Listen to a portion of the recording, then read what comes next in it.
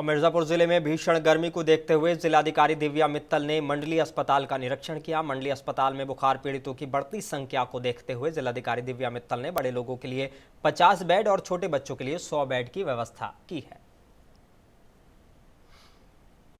हमारी भीषण गर्मी यहाँ पे जनपद में पड़ रही है, सब जगह पड़ रही है। उसी के क्रम में कुछ संभावित हीट स्ट्रोक के और इस तरह के जो बुखार वाले केसेस आ रहे हैं, उसी की व्यवस्था को सुनिश्चित करने के लिए मैं यहाँ जिला अस्पताल में आई हूँ। इसके क्रम में हमारे पास 50 बेड बड़ों के लिए और लगभग 100 बच्चों की व्यवस्था यहाँ पे बना ली गई है। एसी, कूलर और पानी की व्यवस्था भी यहाँ कर ली गई है। यदि और अगर पेशेंट्स आएंगे तो और व्यवस्था भी उनके लिए बनाई जाएगी। इसी के साथ साथ मैं सभी जनपदवासियों से अपील करना चाहती हूँ कि ज़्यादा से ज़्यादा स्वयं भी पानी पिएँ और बच्चों को भी पानी और वृद्धों को अवश्य पानी पिलाएं।